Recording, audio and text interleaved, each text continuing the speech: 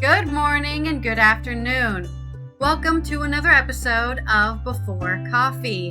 It is a wacky and weird Wednesday as we're covering all the offbeat news, the weird and wacky things humans and animals are up to for this week. This is the first and only international game show Before Coffee, a father and daughter podcast where we look up our stories just before we start. We just got caffeine in our bodies and we're learning to read and speak on the screen. Let's roll that segue wheel, but first, let's get into the headlines.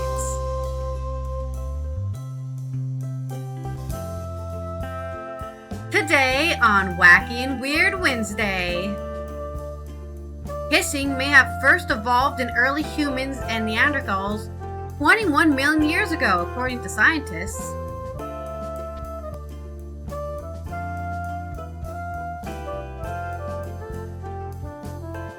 Oh, this is my story? Yep. In the United States, construction workers, well, in the United States, this is somewhere else. Construction workers discovered not one, not two, but 6 centuries-old shipwrecks. Plus, we're going to update the Chinese astronauts who were temporarily stranded in space by space junk. Maloney's Brother of Italy party launches a saucy carbonara crusade in the European Parliament in Brussels.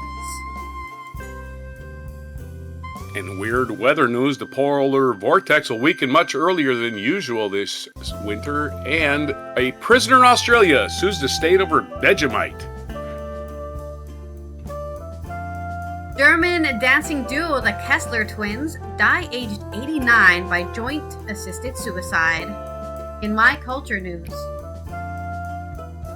And it's National Carbonated Beverage with Caffeine Day. I mean, basically you could just say energy drinks or Coca-Cola or Dr. Pepper. Any of these have caffeine. It's your day. Swing them down. It's November 19th, 2025 on Before Coffee.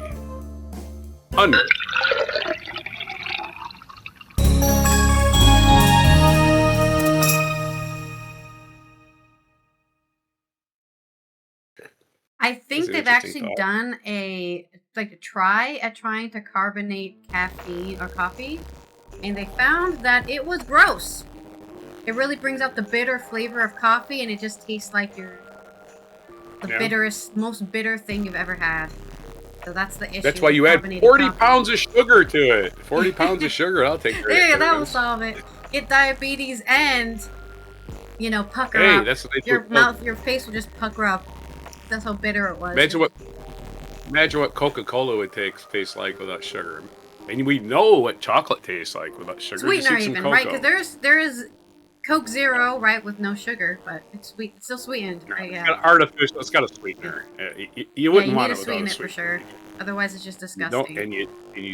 Nobody out there is drinking cocoa without a sweetener. I mean, reminder: most of these sodas used to be medicine. They sold them as medicine, as tonics. Original. That's why it's called Coke. Dr. Pepper. This is guaranteed to perk you up and make you hungry or something. And then they're like, hey, it did do that. Wow, look at that. That's crazy. Coca-Cola was a tonic, famously containing cocaine. And yeah, it sure did perk you up. That's right. Got you through that afternoon. And you cleaned your house. So there you go. Hey, wow, I really love this Coca-Cola stuff. It makes me get everything done. Have you tried the Coke? Have you tried this? Have you tried this? Hey, everybody, anybody else want me to do anything? I can do a lot of stuff. Anyways, enough caffeine and cocaine. Let's roll our segue wheel for my first. Yeah, cokeheads are usually licking their lips all the time. That's a dead giveaway. Oh man, I hope people don't think I do cocaine. I'm always licking my lips and scratching my nose. It's because I have dry lips. This up here, like that. Okay, what's wrong with you, dude? What are you doing that for? Oh, you're on coke. Got it. You can't do nothing. Our first segue is sarcasm. Your lips full. And we're going to be talking about kissing. Scientists. Sarcasm. Scientists are always trying to discover the hidden truths behind all sorts of things. And this time we're finding that's what science does, man. What may be the possible beginning of human kissing. This is from Vishwam Sankaran on the independent. Romantic kissing, so not just, I don't know what other kind of kissing there is. But romantic kissing likely evolved for the first time. You might want to check with the French. Yeah. I'm sorry. Anyway, go. May have first evolved in the first time in a common ancestor of humans and other large apes about 20 million years ago, scientists revealed in a new study. Several animals have so far been spotted engaging in kissing-like behavior. First, you got dogs, right? Because in dogs, they love to eat each other's snouts. That's like kissing. Of course, chimpanzees and gorillas, which are also apes, kiss. Then you've got cats and even dolphins. That's right, dolphins touch noses with each other, similar to kissing. However, the behavior represents a puzzle from an evolutionary perspective, as it also carries risks, such as disease transmission. Mono famously spreads through people all the time because they're kissing each other. Disease. Next thing you know, the whole school has mono. Yeah. And while offering no particular survival of reproductive advantage. I think the reproductive advantage is, oh my god, he kissed me. Let's have a child together. That's the reproductive advantage. While kissing has been widely studied for its cultural and emotional significance in humans, which I think that's a very key point there. Emotional significance can increase survival. I mean, they do these studies all the time, right? If there's somebody you care about around you, you will go to the limit to save them, right? There's mothers who've lifted entire cars to save their baby. Emotional, we should not diminish the significance of emotional power. Either way, its evolutionary significance remains less understood. University of Oxford say, for the first time, scientists have reconstructed the evolutionary history of kiss based on the primate family tree. So they've scaled back and looked at it and said, this is where kissing began and this is how it changed. The findings suggest kissing became a common trait in prehistoric large apes, a human ancestor that lived about 21.5 to 16.9 years ago. It then became retained over the course of evolution, persisting in most of the large apes, including gorillas and humans, according to the study published in the journal Evolution and Human Behavior. And then there's a spooky image of the oldest Neanderthal, which was found in the Netherlands, named Caffeine, and he's smiling like this, which is kind of creepy that he's smiling. The research suggests our cousin Neanderthals are also engaged in kissing. Oral bacteria studies of early humans and Neanderthals also point to saliva transfer between species, strongly hinting that two also kissed one another. Well, that backs up the theory that what happened to Neanderthals? We had sex with all of them, and that's how we just melded them. We just melded them into our species, and we became one species. I would love to think that there's actually some of us who aren't like Homo sapiens, right? We're more Neanderthal than Homo sapien. Strongly hinting that the two also kissed one another. This is the first time anyone has taken a broad evolutionary lens to examine kissing, said evolutionary biologist Matilda Brindle from the University of Oxford. Our findings add to a growing body of work highlighting the remarkable diversity of sexual behaviors exhibited by our primate cousins, said Dr. Brindle, lead author of the study. In the study, scientists assessed different species to define a kiss as non-aggressive, mouth-to-mouth contact that did not involve food transfer. So no birds here. That's not kissing. They then gathered data on which modern primate species have been kissing, focusing on monkeys and apes that evolved in Africa, Europe, and Asia, including chimpanzees, bonobos, and orangutans. Orangutan, one of the smartest of the primates. Researchers then constructed and mapped the trait to an evolutionary family tree of primates to predict when it likely evolved. Scientists ran computer simulations to estimate the probability that different ancestors and branches also engaged in kissing.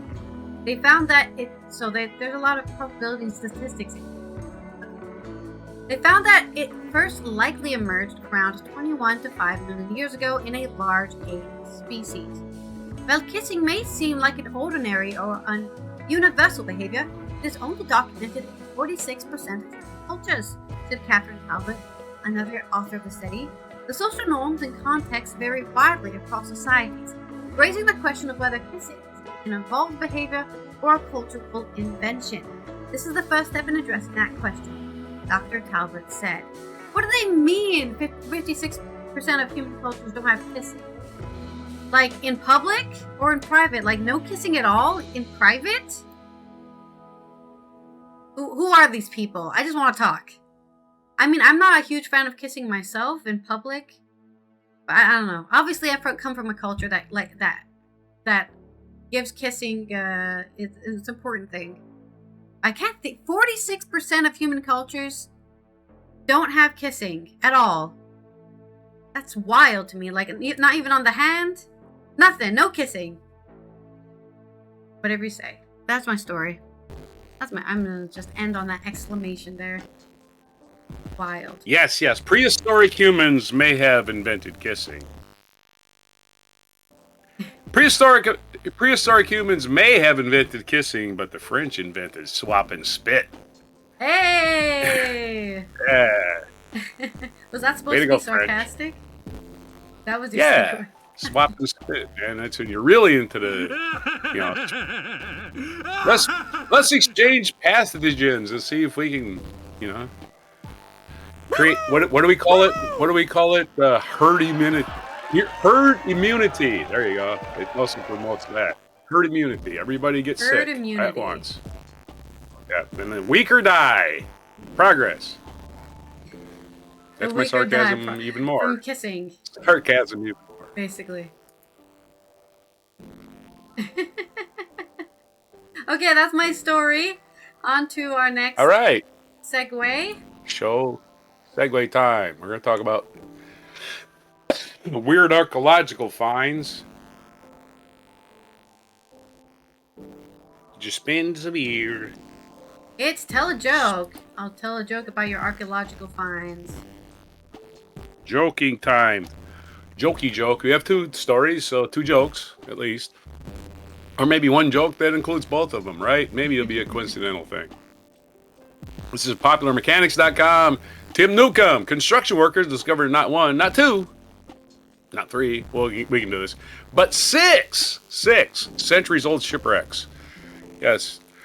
Crews working on the Varberg Tunnel Railway project in Sweden, so we know these are likely Viking ships, recently uncovered 6 shipwrecks near the historic city. The wrecks ranged from the Middle Ages to the 17th century and exemplified multiple ship designs and construction styles. Construction on the Varberg Tunnel in Sweden, part of a modern railway project, has resulted in unexpected bounty of historical underwater finds. 6 shipwrecks. Of the 6 shipwrecks found, 4 are from the Middle Ages or late Middle Ages, which you would say ended around 1300. One of the 17th century, and one couldn't be dated according to a translated report from the archaeological consulting group Archaeologurna. Long, hard word to pronounce. Elizabeth Schrager, a Archaeologurna project manager, said in a translated statement that the wrecks numbers 2, 5, and 6 were the most intriguing, found in the central part of the city, which was once an original shoreline and location of harbor defenses. Wreck 2 is both the most preserved and the only with a continuous structure. Wrecks 5 and 6 required hasty removal due to time constraints on the tunnel's construction project, which could have left additional portions of the ships underground. Possibly, right? Well, we got to finish this, man. We got construction costs. We can't have delays. That's a big thing in construction costs is delays, right? The longer it takes, the more I have to pay these people. Paying people to stand around and do nothing. We have to have an inspection and an archaeology crew come in, and now it's going to delay it by 6 months. Everybody go home. Wreck 2, meanwhile, again, the clock is still ticking on all the people they still have to pay for the project that aren't working on it, like the architects and everybody else. But it ain't their fault there's an archaeological dig. Wreck number 2 comprises the remains of an oak sailing ship built during the second half of the 1530s. Using timber from West Sweden, the clinker-built style craft, where the edges of the timbers overlap, still included 2 hull sections from the ship's starboard side, which is the right side as you're facing forward, along with the scattered timbers. The ship's design also featured a Bergolt or rock beam, a protective strip on the outside of the hull, which Schrager calls exciting. Ooh, gets excited by it, does he? The piece functions as a reinforcing support strip to protect the hull when docking, and can also serve as a brace for the superstructure. The ship was either fully or partially decked. In a fascinating twist, the team found traces of a fire on the protective strip of wreck number 2, meaning the ship could have been intentionally burned before it sank. It could have been part of a Viking funeral, right? And maybe they had a Viking funeral and just sunk it like that instead of setting it out to sea. I don't know. I get all romantic about shit like that for some damn reason. All right, so there's your story. We don't have a lot of more details. We'll read the last paragraph. As more large infrastructure projects occur on the west coast of Sweden, Schrager said that crews are finding more shipwrecks in the areas that were either harbors or entirely underwater during the Middle Ages and early modern period, but may now be parts of city centers. The current work is happening in tandem with Bohuslän Museum, Virtual Archaeology and Cultural Environment Holland. Halland. Not that Holland. Not Holland that with an Holland. All right, Yeah. I've got a joke for you. H-A-L-L-A-N-D. That's related to shipwrecks. Here we go. A captain notices a light in the distance on a collision course with his ship. He turns on his signal lamp and sends, "Change your course, 10 degrees west." Flight signals back, "Change yours, 10 degrees east." The captain gets a little annoyed and he signals, "I'm a U.S. Navy captain. You must change your course, sir." Flight signals back, "I'm a seaman first class. You must change your course, sir." Now the captain is mad. He signals, "I'm an aircraft carrier. I'm not changing my course." Flight signals back in the final message, "I'm a lighthouse. Call." Yeah, you might want to identify himself as a lighthouse the first time. It must have been really dark out there. There we go. All right, your next Oh, is there story. another joke?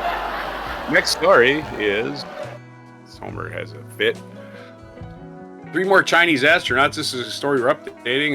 The original story was, hey, some space junk hit their retrieval capsule and made it unusable. So they had to just, I don't know what they... Well, let's do the story. China's having space trouble with space junk. LiveScience.com. Harry Baker. 3 more Chinese astronauts are now stranded in space following successful rescue of their colleagues. Shenzhou 21, the latest stranded trio, Zhang Lu, Wei Fei, and Zhang Hong, are the crew of the Shenzhou 21 mission. They had been living on board China's Tiangong space station since October 31st, shortly after they were launched into space by a Long March 2F rocket.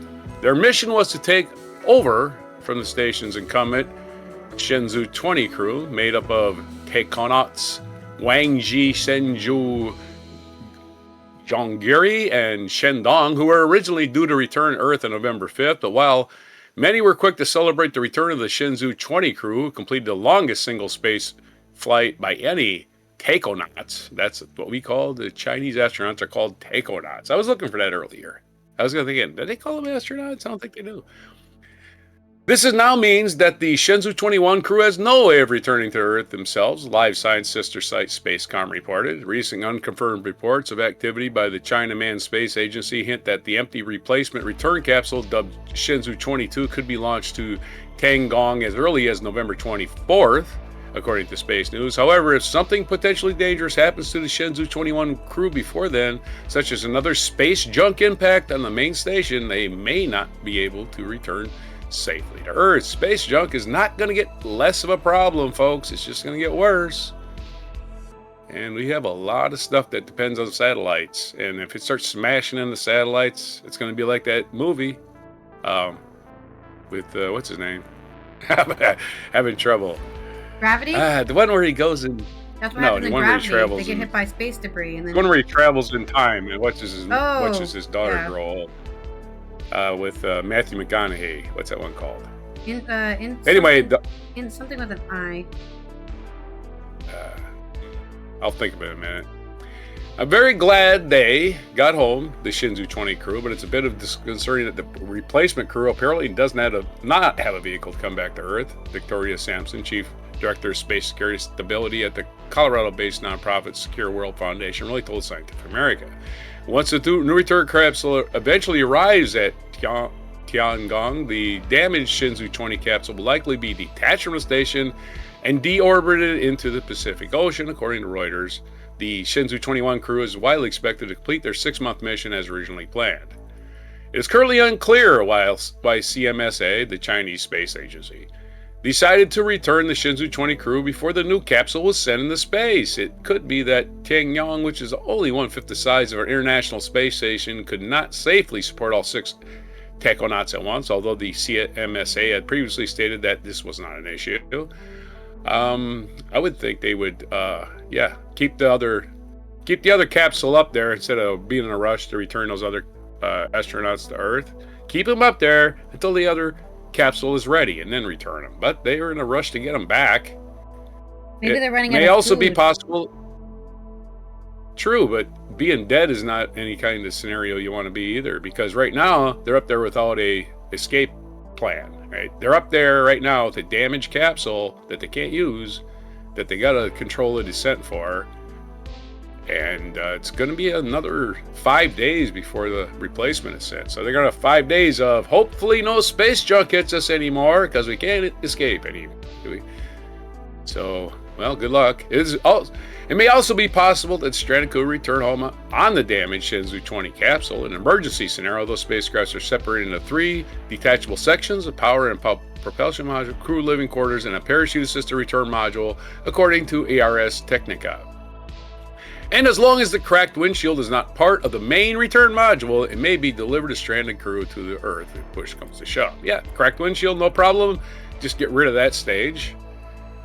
The respective predicaments for the Shenzhou 20 and 21 crews are reminiscent of similar standings on board the ISS, the International Space Station. The most notable of those included the recent saga of NASA astronauts Suni Williams and Butch Wilmore, who returned to Earth in March after being stuck in space for around 9 months, as well as the record-breaking story of Frank Rubio, who inadvertently stayed in space for over a year. Well, I wonder how he's doing these days. It'd be interesting to know. They say that changes your DNA going into space. So there's your story. All we got left here is a biography of the writer. If you want me to read that, I will. Yeah, there's a lot of radiation up joke there, so hopefully they're okay. Oh, yeah. And hopefully these guys can get out. Well, Mark Kelly, the U.S. Senator, who was also an astronaut, did have his DNA because he's been in space quite a few times. So his DNA has been multiple different modified. Times. Yeah. Being stuck for a year in space does not seem good for the bones. Mostly it's not good for the muscles and the bones. Okay, my joke is, an Asian doctor, SEAL, and astronaut walk into a bar. His name is Johnny Kim. Yeah. Please don't let my mother know about him. He's a doctor, SEAL, and an astronaut. There you go. Why are astronauts always so calm? Same joke.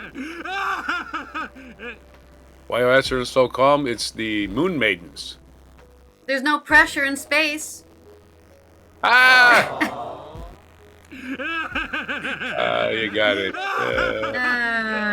There's no pressure or anything. And let's do our next segue space, here. No one.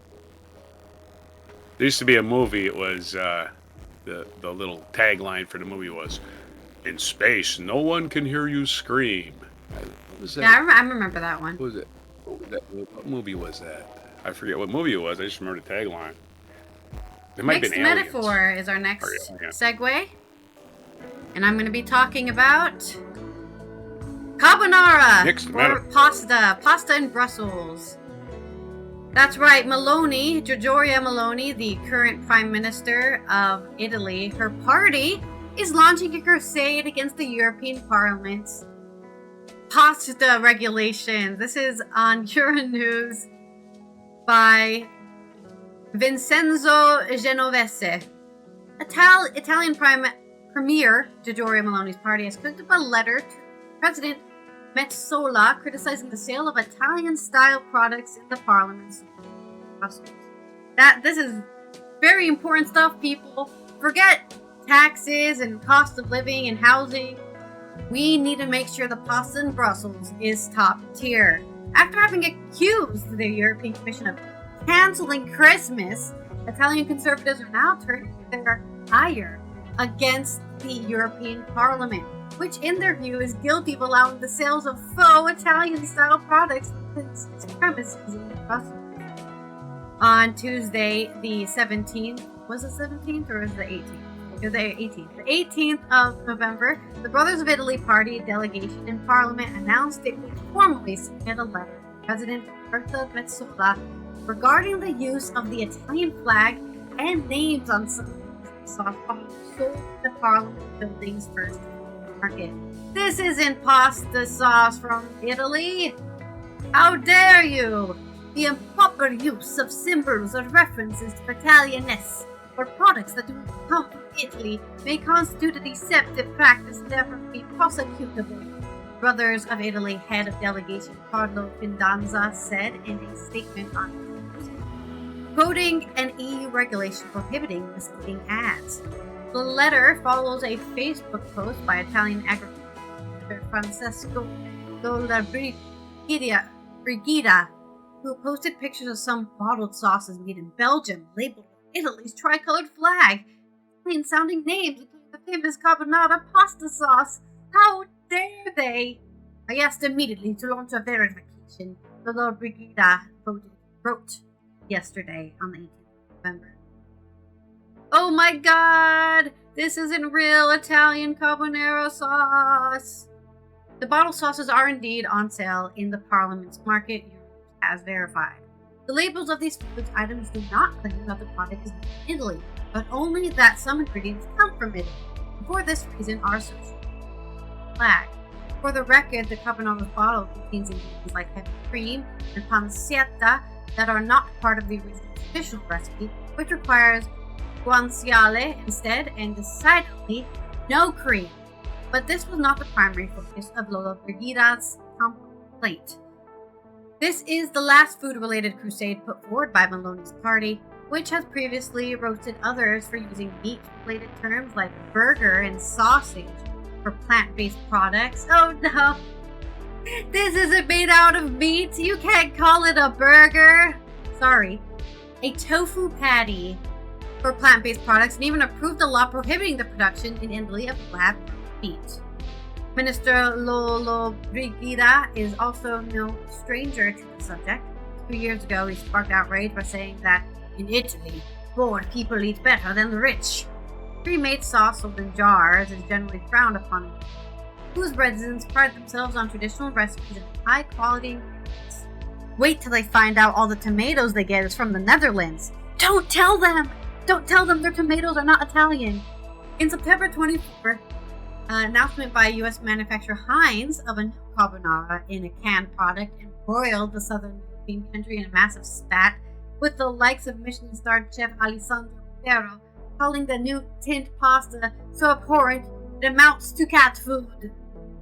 So there you go, Italians getting angry about food. Italian government officials getting angry about food. Specifically. The people who get angry at you putting pineapple on your pizza.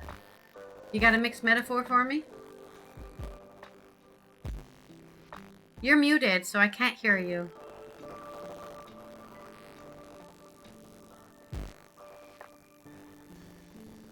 Okay, I'm back. I'm back! Mm-hmm. Sorry, I was coughing and making noise. You don't want to hear that. So, my mixed metaphor. Much like lasagna, this story has layers both spicy and cheesy. There you go. There's your mixed metaphor.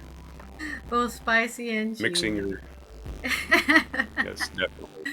Yeah, I know. There's a lot of Italians who make their sauce in a pan. You know, they get tomatoes. But even the canning process of putting tomatoes in a can aren't Italian tomatoes. Mm-hmm. So there's my story, my wacky and weird story about government officials not focusing on the real issues here. And let's roll that segue wheel for your story. What a weird sound. Okay, let's do it. I'm trying to send you a video. I'll probably do it after my story now. Got a video. Well, I'm gonna roll this. I'm gonna roll this wheel again because it gave me a joke again, and I just told some jokes. That's crazy, man. Oh, 4 good jokes. Non sequitur. Take it away. Non sequitur. We're going to talk about the weather. And then we're going to talk about something else. First, we're going to talk about the weather. It's from AOL.com, a thing, still a thing. All you people that got them CDs back in the 90s. The polar vortex will weaken much earlier than usual. Here's what that could mean. This is from Jonathan Erdman from AOL. The polar vortex is forecast to weaken unusually early, and that could lead to more persistent cold weather in at least parts of the U.S. in December. Last week, almost 100 daily record lows were tied or broken in the east and south, including some coldest so early in the season record ties that could that cold retreated quickly from most areas. But there are hints that the atmosphere could that the cold may take over for at least a while. What is the polar vortex? Almost 12 years ago, the polar vortex entered into popular culture during the January 2014 cold outbreak, but scientists have known about it for many years, even before the Civil War. Located near the poles, hence polar, the spinning cone of low pressure, a vortex, is always there in the colder months, but it's high up in the stratosphere, that later in the atmosphere above which most of our weather occurs, from about 7 to 31 miles above the Earth's surface. Yeah, it's up there. Circulating weather at the top of Earth. Think about it that way. Sometimes it's a perfect cone. In the colder months, this polar vortex can vary in strength, shape, and location. Sometimes it's strong, almost perfectly circular, directly over the pole. And it's like a clockwork, just going around in a circle. I mean, you can see it from space, if you look right? at the Earth, When you're in space, you can see it. Yeah, we have. I'm pretty sure we have satellites positioned to stay over the North Pole at all times. It would make sense to have weather satellites there. But occasionally, the polar vortex weakens, stretches, or even splits in two, with its center shoved off the pole. That's often caused by sudden stratospheric warming. By sudden, we mean temperatures in the stratosphere can skyrocket 50 to 70 degrees or more in just a few days. Could be caused by solar flares, for instance. This sounds extreme, but typically happens at least geomagnetic storm, right? We just had that. Yeah. Displacing all of our molecules. Reordering all the molecules in the upper atmosphere.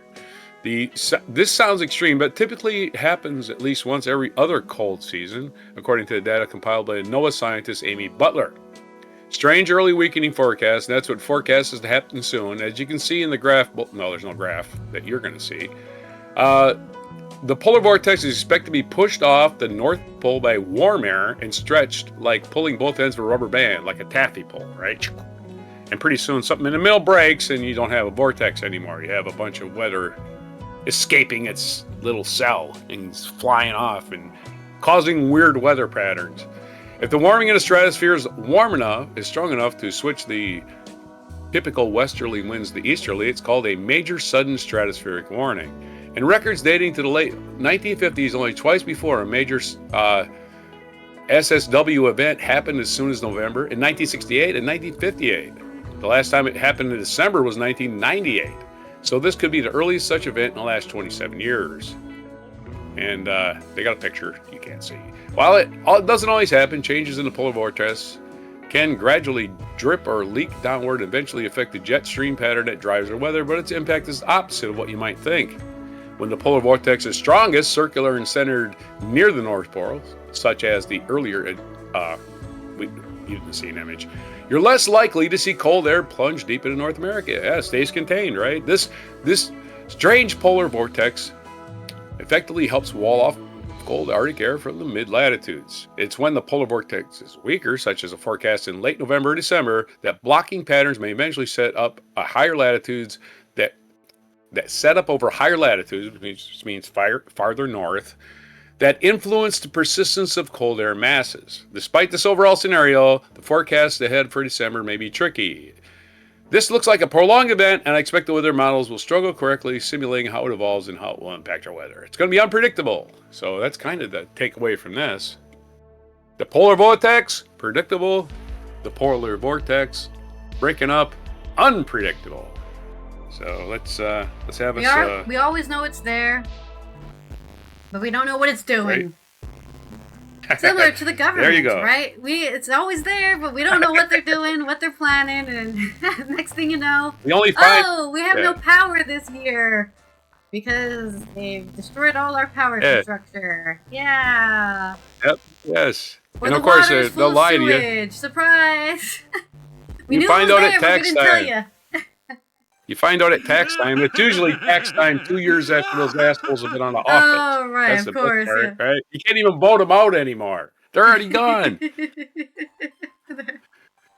But there's my non sequitur. Do you have another story? Non sequitur, right on. I gave you a laugh. I didn't give you applause. I should give you applause, right? More applause. Don't be cheap with the applause. Me. Yay. Just click all the buttons. Okay. Get all out there. And our final weird story for today, my final one, is prisoner sues Australian state over Vegemite ban. Oh, yeah, I know what the Vegemite Vegemite is. story. Yeah, the Vegemite story. What's Vegemite? Well, if you're in Australia, you know what it is. But apparently, prisoners can't have it. It's a luxury. Hey, you're a shoplifter. You can't have any Vegemite. Literally the It's stuff terrible. left over from beer. That's what it is. Probably. Literally A trash. prisoner is challenging an Australian state's ban on inmates eating Vegemite, claiming in a lawsuit that withholding the polarizing yeast-based spread breaches his human right to enjoy his culture as an Australian. Andre McKechnie, serving a life sentence for murder, oh, we care about this guy, took his battle for salty, sticky brown byproduct of brewing beer to the Supreme Court of Victoria, according to the documents released in Associated Press on Tuesday. Most Australians revere Vegemite as an unfairly maligned culinary icon, and more than 80% of Australian households are estimated to have a jar in their pantries, but inmates in all 12 prisons in Victoria are going without. McKechnie is suing Victoria's Department of Justice and Community Safety and the agency that manages the prisons, Corrections Victoria. The case is scheduled for trial next week. Vegemite has been banned from Victoria Prison since 2006, with Corrections Victoria saying it interferes with narcotic detection dogs. Wait, you have dogs Because in a it prison? smells like drugs. Oh no, they it's got just so yeah. When they vile. got when they gotta toss your cell, their dogs are hooked on it. Their dogs are drug addicts. That's the little thing they don't tell you about drug dogs. They get them hooked. Inmates used to smear packages of illicit drugs with Vegemite on the hope that odor would distract the dogs from the contraband. You can do that with just about anything. You can also anyway, let's do this again. Vegemite also contains yeast, which is banned from a Victorian prison because it's potentially used in the production of alcohol. Well, yeah, you can make alcohol out of anything. You don't need yeast. Again, how much of a control do you have in your prison if people are able to make alcohol? Right? Do you even ever the toilet, care I guess, about your prison? they just use the toilet, somebody else's toilet, and then they just make alcohol in their toilet. Yeah, there's a toilet. There's toilet wine. There's toilet gin. All that good stuff. Yep, definitely. And you smuggle an apple every day. Make yourself some fermented beverages. Now you can't have a still. That would be tough, right? Making a still would definitely give off an odor, create a lot of heat. A decade ago, Vegemite's then U.S. owner, somebody owns it, I guess, Mondelez International, rejected media reports that remote Australian indigenous communities were using Vegemite to brew alcohol in bathtubs. Why wouldn't they? Mondelez, in a statement, the manufacturing process killed the yeast and that Vegemite cannot be fermented into alcohol. So the yeast is actually dead, so you can't ferment it. McKechnie is making a court declaration. Dead yeast must taste wonderful, I don't know. And seeking a court declaration that the defendants denied him his right under the Charter of Human Rights and Responsibilities Act to enjoy his culture as an Australian. The Act guarantees all persons with particular cultural, religious, racial, or linguistic background the right to enjoy their culture, to declare and practice their religion, and use their language. Didn't say nothing about food, did it? No, didn't say food. But food is He also culture. wants to declare... Yeah, that's a broad definition of culture that's... could be held up in the courts. I like eating babies. It's part of my culture. Now I get to practice that. I'm just saying. He also wants a declaration that the defendants breached the Corrections Act to failing to provide maintain McKechnie's well-being. All right, there's your story. Lots of fun. Trying to get a murder. Let's figure out what we Let's get an angle from the people who are victims of this murder. He murdered somebody. Convicted for murder, so he was found guilty. Prisons in Queensland, South Australia, Tasmania states, and we know why, because the Tasmanian devil, you can't have him getting all juiced. Oh, okay, sorry, I closed the page.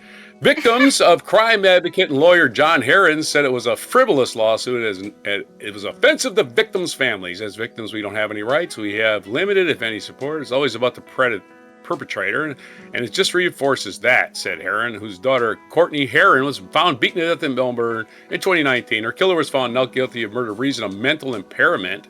Well, Jesus Christ, this ain't even the same killer. It's a different guy. It's not a case of Vegemite, Nutella, or whatever it may. It should be public somewhere, right?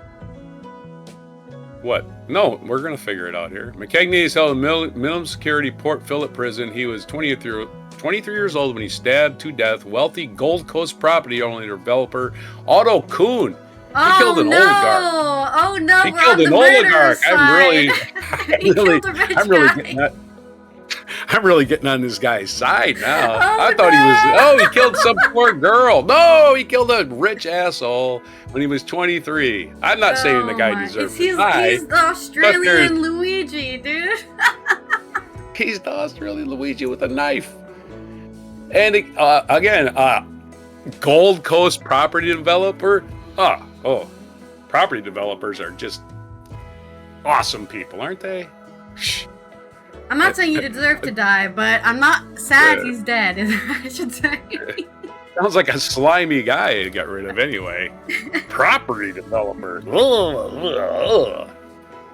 Worst people one of the worst people on earth. Property developers. Next to mine. They're the people that come in. They're the people that come into your freaking neighborhood and gentrify it. Make your property taxes go up, and you got to move because you can't pay your property taxes. My family's lived here for 20 generations, and now I have to leave my home because they made the mortgage rates too high because white people live here now. Yep. It's kind of what we were talking about the other day. Yesterday, we were talking about the young man who won his election, 19-year-old. He's talking about why are property taxes in my rural freaking community so damn high? And right across the river of Williamsburg, where a lot of rich people live, they're lower. Not lower total, but lower as a percentage of your property value. Yeah, which is like completely if you have 10,000 houses, and it's lower, and then you have 100 houses and it's higher, basically. Yeah. And traditionally, taxation, an improved property, in other words, a property has a building on it, is taxed way more higher rate than, say, farmland, right? Because farmland is just... It's basically useless 6 months out of the year. It just sits there. And I can't, until you put a building on it, then the tax should go up. Yeah. But the taxes have never been fair in this country. They always favor rich people. And when is that the end of your story? You think rich people are... That is my story. And if you, you think rich people are helping you... there, right? But, yeah. You've got... You must be rich yourself. Give Vegemite to Australian Luigi. He deserves it. I don't remember his name. Give him a name. I'm going to call him Australian Luigi because he may have not... killed or assassinated, I guess, healthcare CEO, but he got rid of a property owner in the Gold Coast, so... Andre McKechnie. Thanks, Andre. Give this guy some Vegemite. Andre McKechnie? It's the least we can do. He was going to jail he's serving his time, right? He did commit murder. I'm not saying murder's good. He's serving his time. Yep, he just wants Vegemite. So he's definitely Scottish. He's Scottish by extraction, right? With a name like McKechnie. Yeah. So he's probably related to us too, right? Freedom! Okay. Anyway. Where's William Wallace when you need him? Anyway, I sent you I can't believe what a freaking surprise ending there to that. Right? He's actually in jail for I don't know. Being a hero. Anyway. Maybe the guy he killed was a great guy, but the only fact you know about him is that he was a rich land developer. Oh no! He must have been doing something bad, right? Like, let's throw the book at him. 5 years. He must have been like, I'm buying your house and I'm going to sell it for $10 million, and then he's like, how about you die? And then now you can't sell my house. You're dead. I don't know. Plus stabbing. He must have been personally threatened, or his community was personally threatened by this developer. And then he was like, I have to get rid of this guy. So his plans can't come to fruition. Yeah, I'm not part of the here. story. I can't. Yeah, I can't really make up a story to suit myself or make this. I've already justify determined he killing did somebody. a bad thing, However, but he's a good guy overall. That's what I've already determined. no, I won't even say he's a good guy. He's probably a human garbage for all I know. But the fact remains, he didn't give the guy a fighting chance. He didn't shoot him. Stabbing, you got to get up close and personal, right? Yeah. You got to be in their freaking personal space. It's like, hey, he's got a chance to defend himself. It's like our hero from yesterday, right? He got stabbed multiple times on that train attack, and he survived. So, you can survive a stabbing. Way better than a gunshot. Of course, the NRA idiots in this world will say, you see, people can die from knives. Okay, how many times did people just standing 40 yards away get stabbed in that attack? People totally not even in the scene got hit by a stray knife. Nope, none of them. None of them got hit by a stray knife. And he didn't reload his knife and just continue to pump knives into people. It's not the same thing. No, Jesus. Sure. Anyways, let's go to my next story, which is my culture news about, speaking of death. Oh, your segue is tell a joke. Tell a joke about this. Good luck. Oh boy. Oh, there's what? My culture news is about two famous dancing twins, German dancing dudes that Kessler have decided to end their lives through assisted suicide. That's the wacky part of this. This is Tokunbo Salako on Euronews. Widely known in Germany as the legs of the nation, twins Alice and Ellen Kessler were found dead in their flat near Munich Monday, the 17th of November. Police have now revealed that the 89-year-old sisters died by joint assisted. Woo! Damn, 89. 89, pretty long time, yeah. So I'm not sad about it, but they lived a long life. German police have opened up an investigation into the death of the variety show stars and twin sisters Alice and Kessler, who shot to fame in the 1950s. According to the German news agency DPA, the pair were found on the 17th of November in their home they shared in Grunwald, a prosperous suburb of Munich. They were 89. In a statement released on the 18th of November, Munich police confirmed the death, saying it was a joint suicide and they have ruled out any third party involvement. Twins learned to dance at a young age and joined the Leipzig Opera Children Ballet in 1992 when they were 16. So their post-war victory split Germany, right? Their family fled to West Germany where they danced in a revue theater in Düsseldorf. They came from East Germany and they fled to West Germany. Sometime during the split, the wall. In 1955, the sisters were discovered by the director of the Lido Cabaret Theater in Paris, where their international career took off. They went on to sing and perform with Fred Astaire, Frank Sinatra, and Harry Belafonte, among others. And there's some great photos of them, even later in their 1997 in Berlin, dancing in. They're twins. They look the same dress. A picture of them with two llamas who are twins, and they're also twins, so they took a picture with them. In the 1960s, the Kessler twins, as they're professionally known, worldwide, moved to Rome, and according to DPA, refused an offer to appear with Elvis Presley in Viva Las Vegas in 1964 for fear of becoming defined by music in America. Even at 80, the sisters appeared on stage in a musical. Alice said shortly before their 80th birthday that they probably wouldn't have managed to alone. Being a twosome only has advantages, she said. Together, you're stronger. Asked about the secret of their success, she remarked, discipline, every day, gratitude, time and again, humility, not cockiness, and togetherness till death. In Germany, assisted dying is permitted in certain cases and under specific conditions. The person must act responsibly and of their own will, as well as be of legal age and have mental capacity. So they have to have not dementia and Alzheimer's, right? They have to be fully formed, still able to make decisions, give consent. In their will, the twins had requested that their ashes be kept in the same. Oh, that's so sweet. However, their wish is unlikely to be respected, as under German burial law, damn Germans with their laws again, the mixing or combining of ashes of such a deceased person in one urn is prohibited. What about you make you put them in separate urns, but then you make an urn that is a smaller urn that's them mixed together. Is that allowed? Is that a loophole?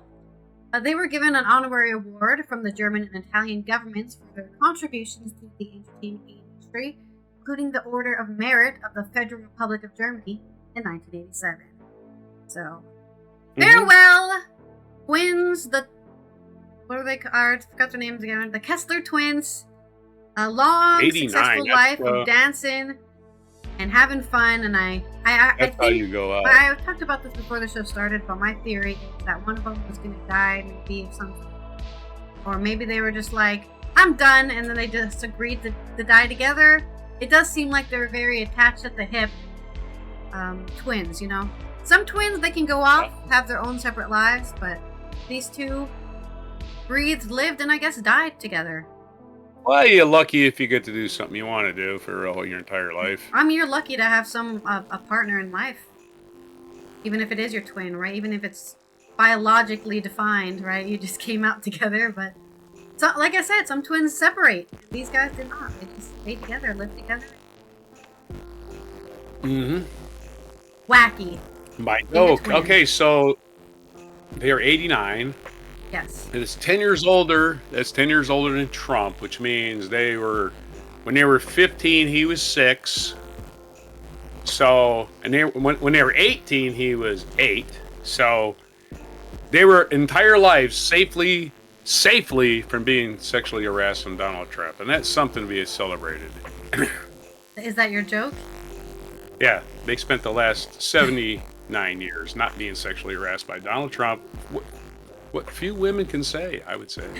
It's pretty wacky that you can bring him into this conversation, but I guess we'll all accept it. It's a joke, man. The guy's a joke. He's a walking joke. It's a joke that anybody takes him seriously is anything but a con man. He's always heavy for satire. I did send you a video. I did manage to get the video I had not seen before. All right, I'm rolling my segue for your day in history, or this day in history. And we've got a haiku. I'll write you 3 haikus because we know this day in history goes for a long time. So take it away. Oh, well, try like to make it go quicker. We're trying to make it go quicker. I got too many stories today. A lot of weird stuff did happen today in weird history. It is weird history. Weird story number 1, 1703. The man in the iron mask, a political prisoner famous from French history and legend, died in the Bastille. That was 1703. He died in the Bastille. And a lot of theories say that it was King Louis' secret brother who could have taken the throne, so he locked him away.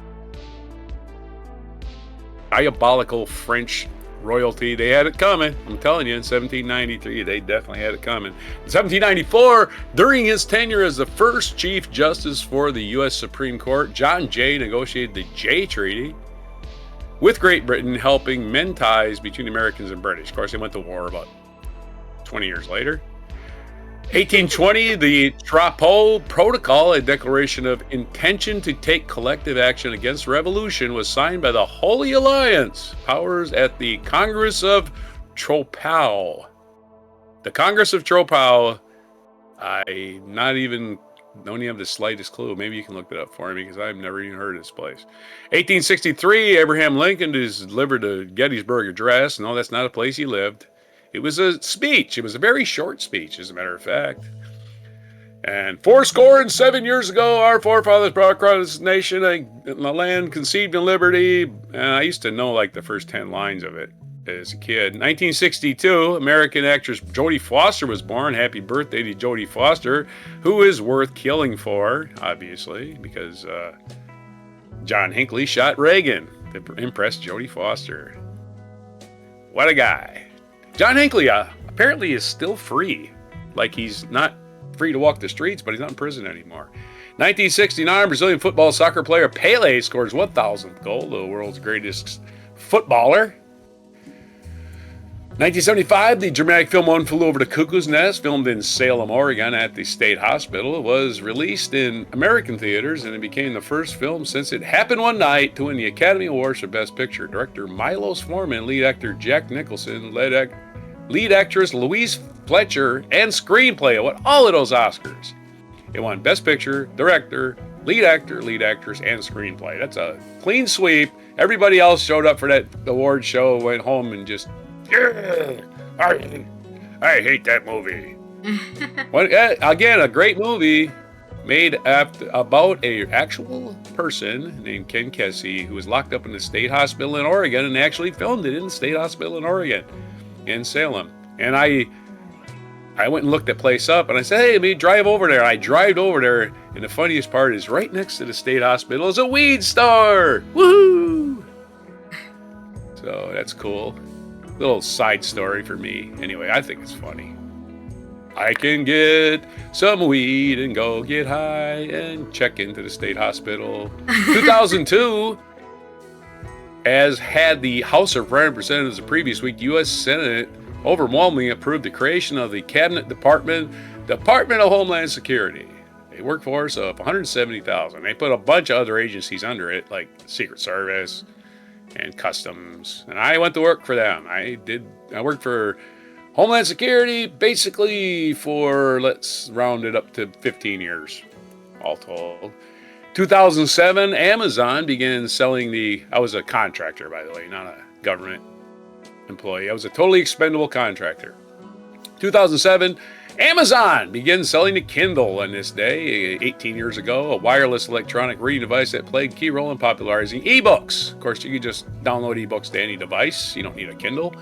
2017, Charlie Manson died, whose followers carried out several notorious murders in the 60s, notably those in the home of Sharon Tate. He died in a prison at the age of 83, leaving Donald J. Trump as the craziest person on earth.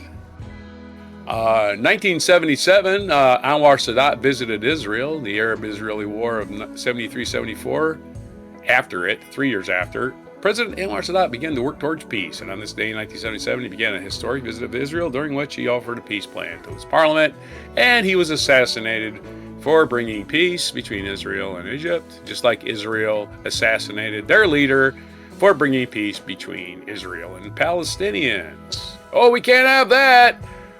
You made peace with them! Not that, not peace. Anything but peace. Yeah. Unfortunately, peace is easy to get rid of. Not easy to find. Real easy to get rid of. Our future bride was Indira Gandhi, who was the Prime Minister of India for a few years. She was assassinated in October 31st, 1984, at the age of 66 in Delhi. She was born on this day, November 19th, 1917, so she would be 108. She was born in Prayagraj. Other birthdays today, Lakshmi Bai, the Queen of Jhansi, born in 1835. The Queen of Jhansi. 1917, Indira Gandhi, we did that one. Abdel Fattah al-Sisi, President of Egypt, born on this day, 1954. Charlie Kaufman, American screenwriter and director, born in 1958. And then we already did Jodie Foster. National Day calendar today. It's National Things That Are Hard to Explain Day. It's GIS Day. I'll have to look that up. It's National Education Support Professionals Day, which is fun. And it is National Carbonated Beverage with Caffeine Day. Plus, it's National Monopoly. Sorry, Freudian slip. We used to call it monotony. It can be Monopoly a little bit. Unless you put a time limit or a dollar limit or like how many hotels you can put on something, you're going to play forever. So, well, you owe me all of your money. You landed on Boardwalk with 4 hotels. Oh, God. Yep. National Play Monopoly Day. And what is GIS Day? GIS apparently is on the 3rd Wednesday of November. GIS celebrates the technology of Geographic Information Systems. There you go. Kind of like your GPS stuff, I guess. Connects data to a map and integrates location data with descriptive information. Yeah, your Google GPS Maps. basically just comes with coordinates. That's it. Yeah. Those coordinates have to be put on a map. And that's what happens in that little fraction of a second where it's calculating where you are. So there's your information, your mispronunciations, and everything else for the we didn't have any food today, did we? Holy crap. Nope, No food today. I guess we're going to have to... Carbonated beverages, though. Yeah. So it's everything for today, which is November 19th, 2025, on Before Carbonated Beverages with Caffeine, which I have me one right here. Let's have one. Let's pop her on open here. Let's. I couldn't hear that, but we'll pretend we heard a crisp can pop there. Yeah, the next sound you hear will be a belch. You hear it all. All right, this is our 3 haikus. First one. Voices not their own. Melodies fade into lies. Grammys stripped away. You know what that's a reference to? The only people I think who've never gotten the Grammys stripped and never returned. Milli Vanilli. Yeah, Milli Vanilli. And then we have AI artists, and we're like going to be like, okay. Can we give their Grammys 1990, back now? the pop duo Milli Vanilli. I totally skipped over that somehow. The pop duo Milli Vanilli became the first performers to be stripped of a Grammy. Well, I'm glad you're reading it because I missed this completely. Yeah, Milli Vanilli, the song called Girl You Know It's True. If you like that song, what is wrong with you? That song sucks. Why is it winning a Grammy? Even I don't care if it was a fake. It's a terrible song. Anyway, sorry, I totally skipped over that. My next haiku. In shadows she shines, tomboy dreams and silver screens. Foster's films embrace. She famously started out as like a child actor who was very tomboyish. Oh yes. Very wise for her years, I think, is what an actor who's. Oh. Well, she was playing a prostitute at age 12 in Taxi Driver. Yeah. I think that's what De Niro said. Like, she was very wise for her years. Right. Sadly, that is what a lot of pedophiles say to defend themselves for being. She was way wiser. Yeah, I don't care that she was 12. Anyways. No, don't forget, Travis Bickle was the hero of Taxi Driver. He was a violent person with a lot of misguided. But he never mistreated the child prostitute. Oh, he actually killed her pimp. So yeah, she took care of the hero of the movie. Her, and if you want to watch the movie, it's a good movie, real good movie. Yeah, good. Sorry. Dice roll properties, dild made on boardwalks, bright streets, laughs echo and play. I do like how you reference boardwalks. That's what I put my head Nice. Everyone on the freaking boardwalks. You're not sending me to jail. If you don't know, Monopoly is all named after, all the streets are named after actual streets in Atlantic City, New Jersey, right? It's an actual place you can go and stand on boardwalk, which is, the boardwalk is just a thing on the beach where all the expensive real estate is, right? There's actually no reason to live in Atlantic City. There. It was built by the mob. It was built by the mob to launder money through gambling. That's why Atlantic City is there. Yeah. But there's my haikus. It's also International Observance, UN Observance of Toilets. Yes, that great porcelain bowl that we will always need. That's what it says here on the United Nations. Always need the toilet. Maybe not the porcelain toilet, but a place to deposit our leftovers. Because how do you spread disease? They just put shit everywhere. That's how the Black Plague happened. Shit everywhere. Disease, rampant cholera.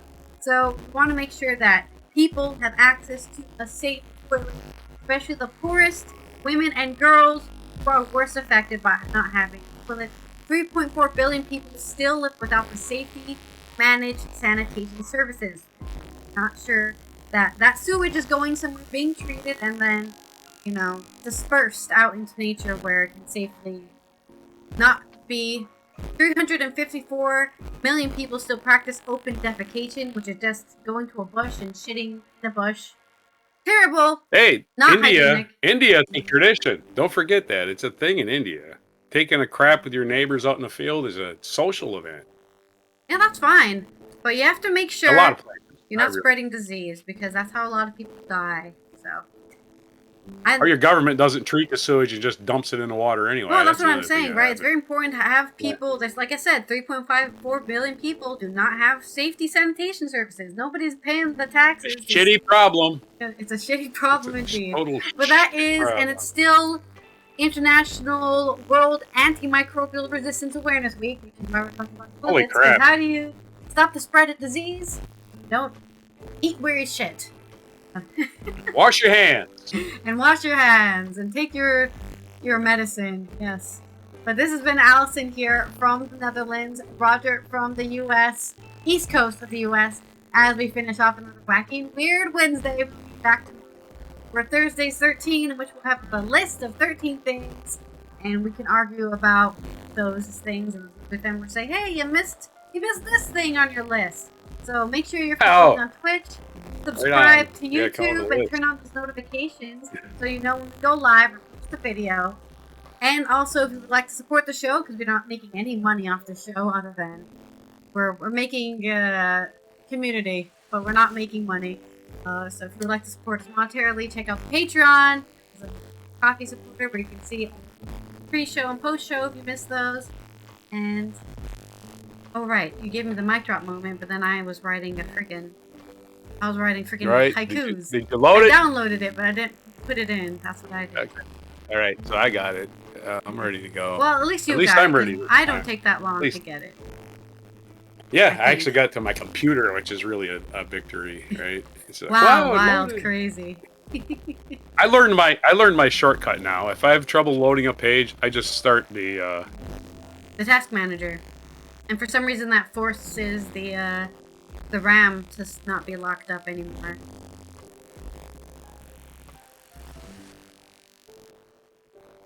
Oh no, we're having an ad. I need to snooze that. Not an ad. All right. No, we're on that long. We're not even to 12 o'clock yet. We couldn't be running ads. Well, it's only for an hour that we don't have ads. But our show has been going over an hour for months now. Right. So, are we waiting for the ad then? Huh?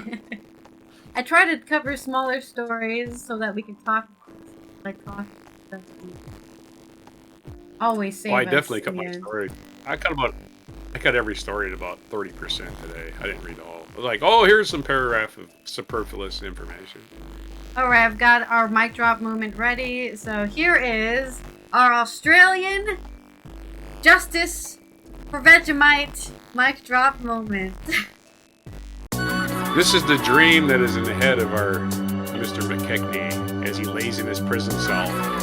Oh no, somebody set the flute on fire. Oh no. What is that? What am I seeing? If you don't, this is a remake of a song by Men at Work. Colin Hayes, the singer and composer. Oh, that's supposed to be like strawberry sauce. I thought they were putting ketchup on the ice cream. So this is the lyrics. This is a remix. They just remixed the song and put different music. It's probably not real ice cream. Slowed it down. Oh yeah, I'm not wearing, it's summer in Australia, by the way, guys. For anybody who doesn't know how weather not quite, works on it's the almost late spring. Late spring in Australia. Yeah, sorry, it's the late spring. It's almost the summertime. Yeah, it's a month away yet. Funnily enough, Australians still put up their Christmas trees, right? Which don't grow in Australia, right? You don't have evergreens in Australia. Also, most people have fake Christmas trees now anyway. Who wants to buy a tree every year? The weird remix. I don't know what this is. Here's the verse about Vegemite. The man in Brussels had the Vegemite. See? He was 6'4" and full of muscle. 6'4". I said, do you speak my language? Ooh, he's putting lotion on a cookie. He just smiled and gave me a Vegemite. That must be Vegemite. I don't know. There it is. Vegemite, baby. Son, you gotta make sure you have sunscreen on your Vegemite cracker. Oh yeah, that's right. Ultraviolet rays will kill that Vegemite. Very suggestive. I like how this video is making disgusting food combos and then a woman dancing and him petting. Oh, who's this? Oh, I don't know who that is. That's Colin Hay. Oh, okay. That's I was gonna say it's some Australian like, reference. I don't. This poor food like, getting burned. Is really... Almost looked like Putin, didn't it? Yeah, it's a bobblehead of Colin Hay from the Men at Work. The singer. The guy who's voice you hear. For some reason, he's... For some reason, like a lumpy sand castle. Oh. Love.